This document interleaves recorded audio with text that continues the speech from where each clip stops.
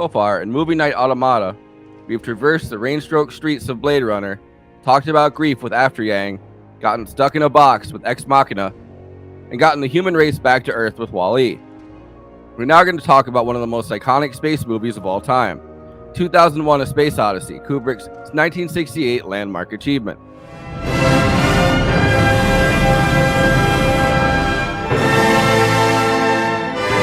Still, in 2023, 55 years after 2001 came out, references to Kubrick's highly impressive and technical film are still ubiquitous. Just this year, Greta Gerwig's Barbie movie opened with a homage to 2001. Wall-E was also filled with references to 2001. Stanley Kubrick worked with the fiction writer Arthur C. Clarke, whose short story The Sentinel formed the basis of the monolith idea of 2001. In the 1960s, two important films, the National Film Board of Canada's Universe and the World's Fair 1964 To the World and Beyond, had been produced to try to show an early realistic vision of what space travel could eventually look like.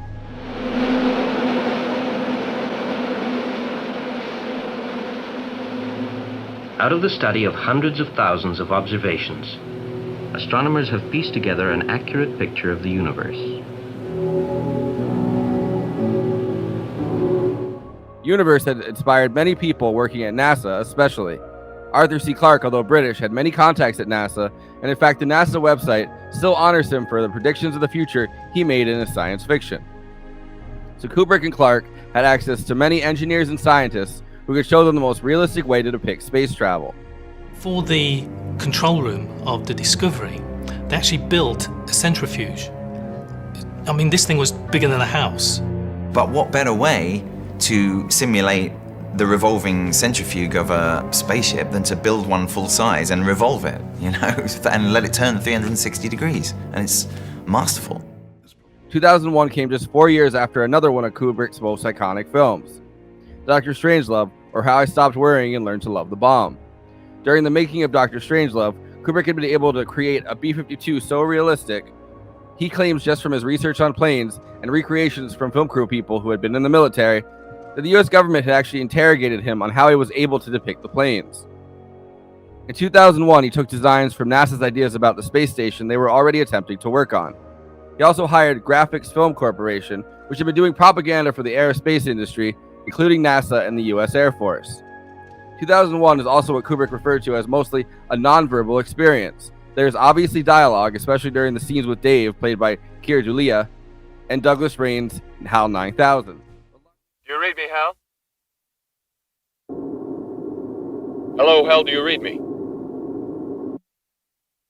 Hello, Hal, do you read me?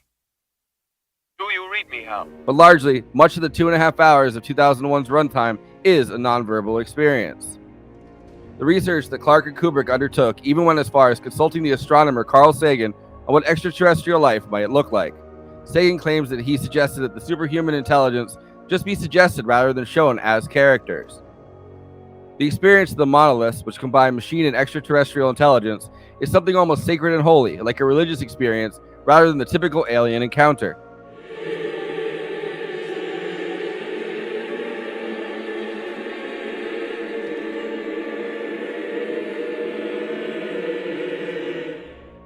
What is transmitted to the humans, first as apes, then thousands of years later through the monoliths, is information rather than speech.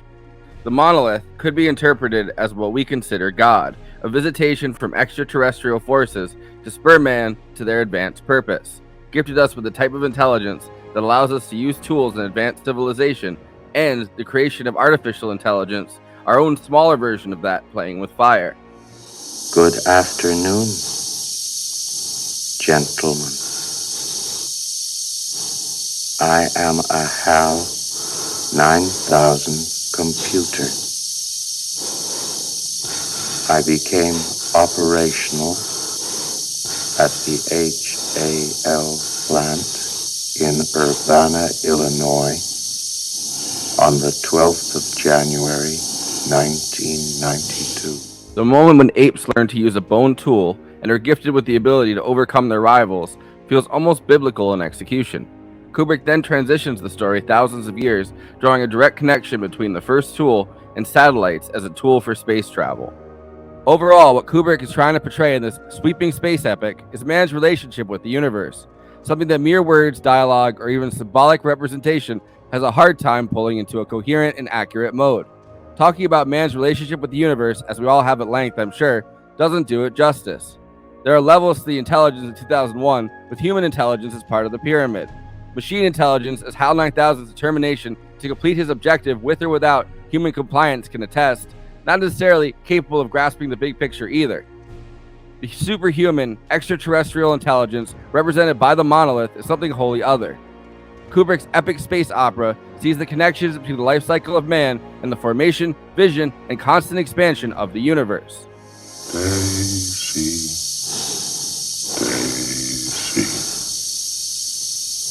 give me your answer, do. I'm half crazy, all for the love